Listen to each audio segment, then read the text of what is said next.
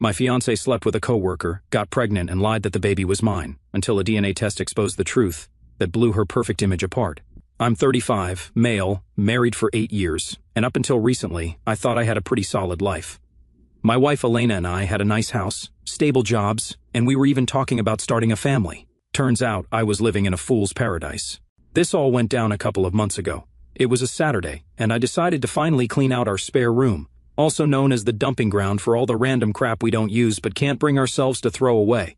Elena was out doing her usual thing, shopping, gossiping, who even knows. So, I figured it was a good time to be productive. While going through the mess, I found this old hard drive I didn't even remember we had. I was curious, so I plugged it into my laptop and started sifting through the files. Most of it was harmless, old photos, vacation videos, random downloads from when we were broke, and sharing a computer. Then I saw it. A folder called Bachelorette Memories. Now, let me be clear, I wasn't snooping. It was right there, and honestly, I thought it'd be funny to see Elena's bachelorette party shenanigans. I expected drunk karaoke, silly games, maybe a few risque jokes. What I didn't expect was this. The first video seemed normal enough, Elena and her bridesmaids laughing, doing shots, and wearing those dumb little crowns that say bride-to-be. But the second video, a whole different vibe. It started at a club, loud music, flashing lights, the whole deal. There was a male stripper dressed like a firefighter, because of course there was, and he was doing his thing. Elena wasn't just watching, though. She was all over him, grinding, touching, basically acting like she was auditioning for some raunchy reality show. I was already feeling sick, but then the video jumped to a hotel room. She was kissing him. No, scratch that. She was making out with him like her life depended on it. I paused the video, stared at the screen, and just sat there, frozen. My first thought was, this has to be a joke. My second thought was, why the hell would she save this? When Elena got home, I didn't even wait for her to take off her shoes. "We need to talk," I said, holding up the hard drive. She gave me her usual annoyed look, the one she reserves for when I interrupt her Instagram scroll. "What now, Marcus?" She sighed. "I found some videos on this," I said, trying to keep my voice steady. Her expression didn't change. "So what? Videos?" "Your bachelorette party," I said, staring her dead in the eye. Her face went pale for a second, but then she rolled her eyes. "Oh, for God's sake, Marcus, that was years ago. Why are you even bringing this up?" I couldn't believe what I was hearing. "Elena, you cheated on me with a stripper. I saw the video." She shrugged, like I'd just accused her of forgetting to do the laundry. "It was my bachelorette party. It's not a big deal. Everyone does it." I swear my jaw almost hit the floor. "Everyone does it? Are you seriously trying to justify this?" She crossed her arms and gave me that condescending look she's mastered. "You're overreacting. It's not like I had an affair. It was a one-night thing. I was drunk, and it was before we were even married. Let it go." "Let it go?" I repeated, my voice rising. "You kept this from me for 8 years, and you're telling me to let it go?" She rolled her eyes again, like I was being the unreasonable one. "Marcus, it's not like I slept with the guy. It was just some fun. I didn't tell you because I knew you'd blow it out of proportion, and look, you're proving me right." I couldn't believe her audacity. Not only was she unapologetic, but she was acting like I was the villain here. "I trusted you," I said, my voice shaking, "and you betrayed me. This isn't just some little mistake, Elena. You lied to me for years." That's when she hit me with the classic Elena move, turning the tables. "Oh, grow up, Marcus. You're acting like a child. It's been 8 years, and we've had a great life. Are you seriously going to throw that all away because of something stupid I did before we even said I do?" I couldn't even look at her. I grabbed my keys and walked out. I didn't know where I was going. I just needed to get away from her. I ended up at a park, sitting on a bench like some kind of movie cliché. I kept replaying her words in my head. "It's not a big deal. Everyone does it. Let it go." Was I crazy for feeling this way? Was I really overreacting? No, I decided I wasn't. Cheating is cheating. And the fact that she didn't even feel sorry for it made it 10 times worse. When I got home, she was sitting on the couch, scrolling through her phone like nothing had happened. "Are you done with your little tantrum?" she asked, not even looking up. I didn't answer. I just went to the bedroom and closed the door. That night, I slept on the couch. Since then, I haven't been able to look at her the same way. Every time she smiles, every time she touches me, all I can think about is that video and the way she acted like it was nothing. I don't know what's going to happen next, but one thing's for sure. I'm not the same guy who sat there laughing at old TikTok videos a few hours before my entire world came crashing down. Alright, so after finding out about Elena's little bachelorette fun, I was a wreck. Half of me wanted to just end it right there and move on with my life, but the other half, probably the part that had been married to her for 8 years, thought maybe we could fix this. So, like an idiot, I agreed to try marriage counseling. Elena suggested it, which I thought might be a sign she was actually remorseful and wanted to put in the effort. Well, she wasn't, but at the time I was desperate to salvage what we had. We started seeing Dr. Fields, this older therapist who had this whole wise grandma vibe going on. She was calm and neutral, which is probably the only reason I didn't lose it during the sessions. I went in ready to lay it all out, hoping we'd get somewhere. The first session was a joke. Dr. Fields asked us to explain why we were there, and before I could even open my mouth, Elena jumped in. "Well," she said with this fake little sigh, "Marcus has been really distant and angry lately. He keeps bringing up something that happened years ago, before we were even married, and it's been hard to move forward." Excuse me? The audacity. She made it sound like I was losing my mind over nothing. When it was my turn, I didn't hold back. I told Dr. Fields exactly what I'd found, how Elena had hidden it for 8 years and how I felt like my trust in her was completely shattered.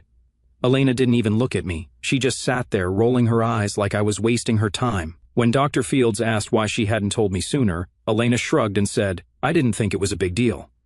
It was one night, and it didn't mean anything." Oh great, so my marriage fell apart because of something that didn't mean anything. Things didn't improve after that. Every session felt like a loop. I'd talk about my pain and how I couldn't trust her anymore, and Elena would roll her eyes or say something like, "Marcus, you're blowing this way out of proportion." One time, I tried to open up about how I felt like a fool for not realizing sooner. Instead of showing any sympathy, Elena laughed and said, "Well, maybe if you didn't go digging around on old hard drives, you wouldn't be so upset now." Seriously, that's what she said. And then there was her behavior outside of therapy. While I was agonizing over how to rebuild our relationship, Elena seemed completely unbothered. She'd come home late from work or dinner with friends, her excuses always vague and full of holes. At first, I told myself I was just being paranoid. After all, I already didn't trust her, so maybe I was overthinking things. But then I started noticing patterns. She'd get all dressed up for these so-called dinners, like way more dressed up than she ever did when we went out. Heels, makeup, the works. When I'd ask who she was meeting, she'd always give some vague answer like, "Oh, just the girls." The girls didn't even seem to exist half the time. I'd check her social media, and there wouldn't be a single photo or post about these outings. No tags, no check-ins, nothing. One night, she came home late, like almost midnight. I was sitting on the couch waiting for her, and when she walked in, she looked startled. "Oh," she said, freezing in the doorway, "you're still up." "Yeah," I said, "where were you?" She hesitated for a second, then shrugged. "Just out with Chelsea." We got carried away talking. Chelsea, her best friend, is the kind of person who posts every detail of her life on Instagram. If they'd been together, there would have been stories, posts, something. But when I checked, nothing. That's when the doubts started creeping in. Was she still cheating? Was she lying about these dinners and late nights at work? One night, I couldn't take it anymore. I asked her point blank if she was seeing someone else. Her response? A full-blown meltdown. "How dare you?" she yelled, tears streaming down her face. "I've been trying so hard to make things right, and you have the nerve to accuse me of cheating?" She stormed off to the bedroom, slamming the door behind her. But here's the thing. Her reaction didn't make me feel any better. If anything, it just made me more suspicious. The final straw came during one of our therapy sessions. Dr. Fields asked Elena if she felt like she was doing everything she could to rebuild trust. "I think I'm doing more than enough," Elena said, crossing her arms. "Marcus just doesn't want to move on. He's stuck in the past, and nothing I do is ever going to be enough for him." It was like a slap in the face. I'd been bending over backward to try and forgive her, to fix our marriage, and she had the nerve to act like I was the problem. After that session, I started keeping track of her late nights. I wasn't proud of it, but I felt like I needed proof. I'd check her phone when she wasn't around, glance at her emails, even watch her car mileage. Sure enough, things didn't add up. She'd say she was going one place, but her mileage suggested she'd been somewhere completely different. She'd get random texts from numbers I didn't recognize, and when I asked about them, she'd laugh it off and say, "It's just work stuff, don't be paranoid."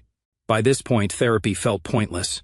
Dr. Fields kept encouraging us to communicate openly and rebuild trust. But how do you rebuild trust when your wife is still sneaking around?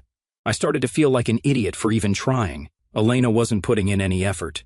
She didn't care about fixing things. Hell, she didn't even care enough to cover her tracks. By the 7th month of therapy, I knew I couldn't do it anymore. I stopped going to the sessions, and honestly, I think Elena was relieved. She stopped pretending to care and went right back to her old habits. I started seriously considering divorce. It wasn't an easy decision, and I wrestled with it for weeks. 8 years of marriage isn't something you can just walk away from without feeling like you failed. But the more I thought about it, the more I realized I couldn't keep living like this.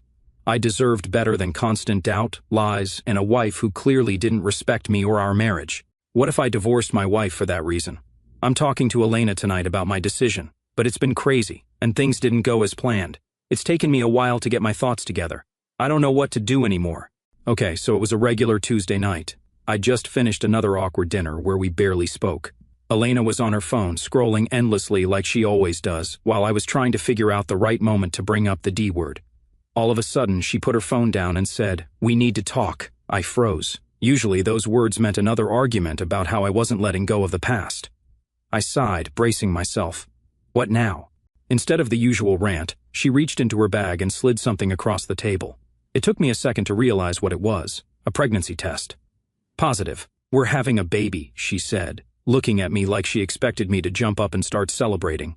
I didn't. I just stared at the test, my mind racing. This should have been exciting, right? But now, all I could think about was how much I didn't trust her, and whether the baby was even mine. "Are you sure?" I finally asked. "Yes, Marcus," she snapped, like I was being an idiot. "I've taken 3 tests. They're all positive." I sat there trying to figure out what to say. Was I supposed to be happy? Supportive? I felt completely numb.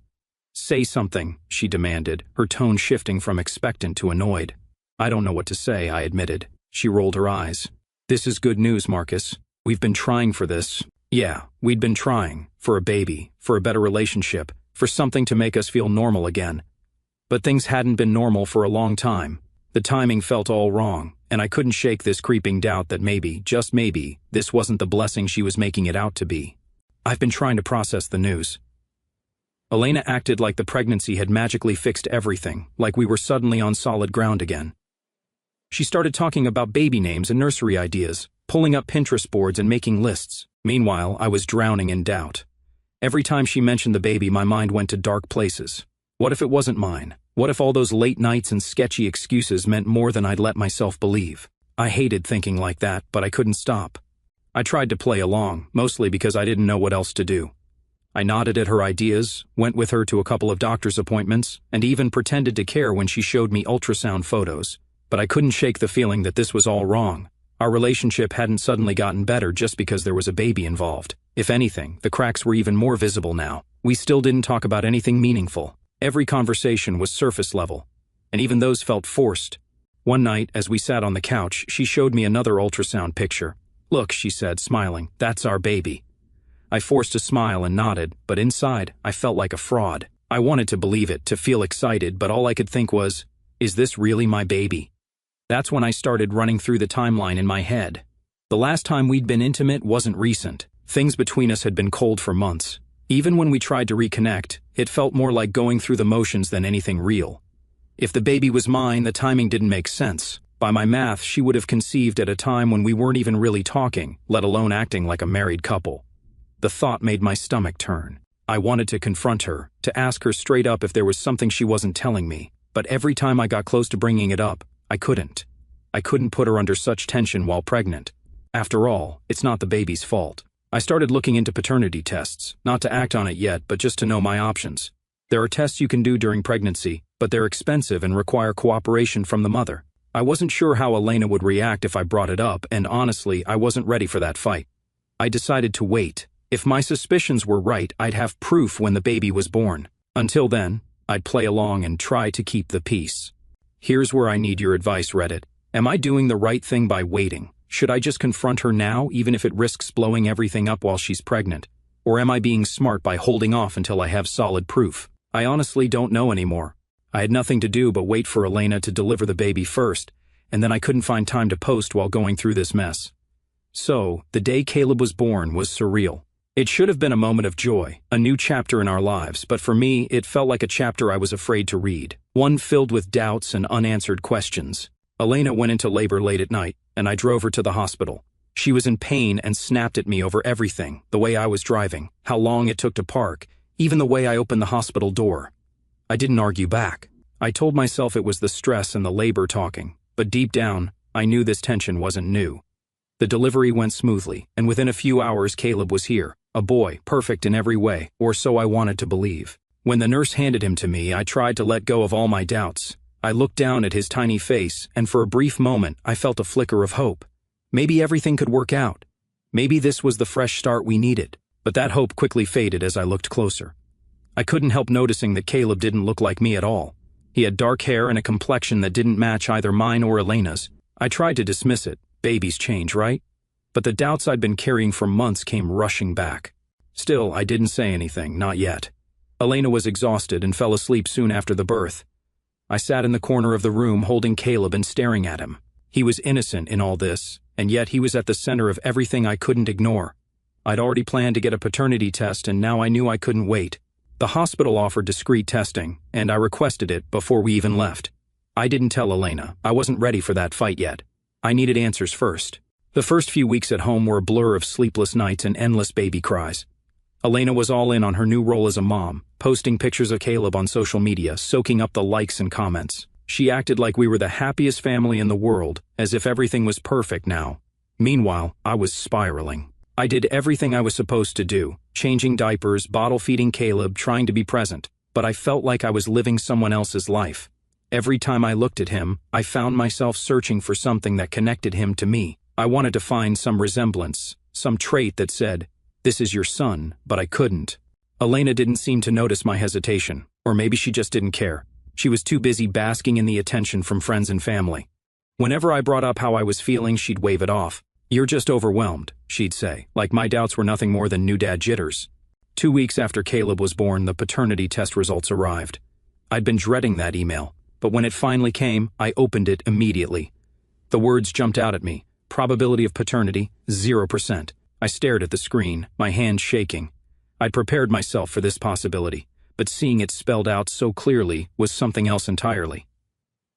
Caleb wasn't mine. All the doubts I'd had over the past year suddenly felt justified. The late nights, the vague excuses, the timing. It all made sense now. Elena had been lying to me from the moment she found out she was pregnant. I sat in my car, parked a block away from our house, trying to figure out what to do next. I thought about Caleb, about the moments we'd already shared, and it broke my heart. He wasn't to blame for any of this. He was just a baby, caught in the middle of a mess he didn't create. But Elena? She had some explaining to do. That night, after Caleb fell asleep, I confronted her. "We need to talk," I said, my voice colder than I intended. She looked up from her phone, frowning. "What now?" I took a deep breath and pulled up the paternity test results on my phone. "I got a paternity test," I said, handing it to her. Her face went pale as she read it. "You tested Caleb without telling me?" she said, her voice shaking with anger. "Yes," I said, my voice steady. "I needed to know the truth." She stammered, her eyes darting around the room like she was looking for an escape. "Marcus, I can explain." "Explain what?" I snapped. "That you've been lying to me for months? That you let me believe this baby was mine when you knew he wasn't?" She started crying, the kind of tears that once would have made me want to comfort her. "Not anymore. It was a mistake," she said through her sobs. "I didn't mean for it to happen. It was just one night, and I didn't know how to tell you." "Who's the father?" I asked, my voice sharp. "It doesn't matter," she said, shaking her head. "It matters to me," I said. "It matters to Caleb." She finally admitted it was someone she worked with, someone she'd been seeing during the worst months of our marriage, while we were supposed to be rebuilding trust. Her excuses came flooding out. She said she felt neglected, that she made a mistake, that she thought I'd never find out. But none of it mattered. Over the next few days, I met with a lawyer to finalize the divorce papers. I was done. The lies, the betrayal, the entitlement, there was no coming back from this. The divorce was going to be messy. That much was clear. But I was ready to fight for what was fair and finally for what was right for me. I gave her the papers one evening after Caleb had gone to sleep. I sat across from her at the kitchen table, the documents neatly stacked in front of her. "This is it, Elena," I said, trying to keep my voice calm. "We're done. I can't stay in this marriage." She picked up the papers and started flipping through them, her expression unreadable. But when she got to the part about finances, her face twisted into anger. "You're seriously leaving me with nothing?" she snapped, slamming the papers down. I frowned. "You're not entitled to anything, Elena. Caleb isn't my child, and you lied to me for months. I don't owe you a dime." Her eyes narrowed. "You've been acting like Caleb's father this whole time. You can't just walk away now. What about child support? What about all the sacrifices I've made for this family?" I couldn't believe what I was hearing. Sacrifices? She was the one who destroyed our marriage, and now she was trying to guilt me into paying for her mistakes. "Elena," I said, my voice steady but firm, "you made this mess, not me. You lied, you cheated, and you let me believe Caleb was mine. I've done more for him in the past few weeks than his real father probably ever will, but that doesn't mean you get to drain my bank account." She crossed her arms, her jaw tightening. "You think a judge is going to see it that way? I've been a stay-at-home mom for weeks now because of Caleb. I gave up my career for this family. That was rich, considering she'd spent most of her time scrolling through Instagram and pretending to be the perfect mom for likes." The next few weeks were a whirlwind of legal back and forth. Elena wasn't going down without a fight, and she made that very clear. She hired a lawyer who clearly specialized in playing dirty, and suddenly I was getting hit with all kinds of demands. She wanted spousal support. She wanted me to cover Caleb's expenses. She even tried to argue that I should be responsible for a portion of her medical bills from the pregnancy. Her lawyer's reasoning? Mr. Marcus acted as the father during the pregnancy and birth, and it is in the child's best interest for him to continue supporting the household. It was laughable. My lawyer, bless her no-nonsense attitude, wasn't having any of it. "We'll fight this," she told me during one of our meetings. "You've been deceived, and there's no legal basis for her claims." Still, the process was exhausting. Every time I thought we'd made progress, Elena found a new way to complicate things. She'd throw in last-minute demands, refused to cooperate during negotiations, and even tried to paint me as the bad guy for abandoning her and Caleb. One day, during one of our court-mandated mediation sessions, Elena really showed her true colors. We were sitting across from each other in a small conference room with our lawyers mediating. She was dressed like she was going to a gala, hair and makeup done to perfection, probably hoping to play the poor innocent wife card. "I just don't understand how you can be so heartless," she said, her voice dripping with fake emotion. "After everything we've been through, you're just walking away and leaving me and Caleb with nothing." I clenched my jaw, forcing myself to stay calm. "Elena, you lied to me for months. Caleb isn't my child. You don't get to act like the victim here," she scoffed. "You've been acting like his father. You think you can just flip a switch and walk away?" "Yes," I said firmly, "because that's what happens when you lie to someone about something as important as paternity." Her lawyer tried to intervene, talking about emotional bonds and continuity of care, but my lawyer shut it down fast. "Your client has no legal grounds to demand support for a child who is not my client's," she said, her voice sharp. Furthermore, Mrs. Elena knowingly misrepresented the situation, which could constitute fraud. "Shall we pursue that angle instead?" Elena's face turned red, and for once, she didn't have a snappy comeback. The turning point came when the court ordered her to disclose the identity of Caleb's biological father. She'd been avoiding the topic for weeks, insisting it wasn't relevant, but the judge didn't buy it. When she finally named him, a coworker she'd been seeing during our rough patch, it was like the final piece of the puzzle clicked into place. Her credibility took a massive hit, and any sympathy the court might have had for her went out the window. The judge ruled that I had no obligation to Caleb or Elena, financially or otherwise. My lawyer even managed to block her attempt to get spousal support, arguing that her actions had directly led to the breakdown of the marriage. When the final ruling came in, I felt an overwhelming sense of relief. Elena's demands had been denied, and I was officially free. Elena, on the other hand, was furious. She stormed out of the courtroom, muttering about how unfair it all was, how she deserved better, but for once her entitlement didn't get her what she wanted. "I'll leave you here for now, Reddit. I'll keep up with your comments." A lot has happened since I finalized my divorce from Elena. After the divorce, I moved out of the house and into a small but cozy apartment across town. At first it was weird adjusting to life on my own, but honestly it felt good. No more constant tension and no more pretending everything was okay. It was just me, my space, and a fresh start. I threw myself into work and started going to the gym again, something I hadn't done in years. Turns out, physical activity really does help clear your head. I even picked up some hobbies I'd neglected during my marriage, like hiking and photography. Friends who had distanced themselves during my marriage, probably because of Elena, started reaching out again. It was nice to reconnect with people and feel like myself for the first time in years. Elena, on the other hand, wasn't doing so hot. A mutual friend told me that Caleb's biological father completely ghosted her after the court ordered her to reveal his identity. Apparently, the guy didn't want anything to do with her or the baby, and he even transferred to another office to avoid her. Classy.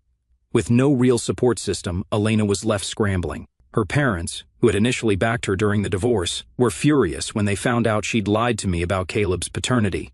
They cut back on helping her financially, forcing her to face the consequences of her actions for the first time. Elena tried to put on a brave face for social media, of course. Lots of posts about how she was a strong, independent woman and loving single mom. But anyone who knew her could tell she was struggling. She wanted to get back in touch with me. She called me one evening, her voice shaky. Marcus, I've been thinking a lot, and I feel like we should talk. I didn't even let her finish. There's nothing to talk about, Elena, I said. She sighed dramatically, like she was the victim.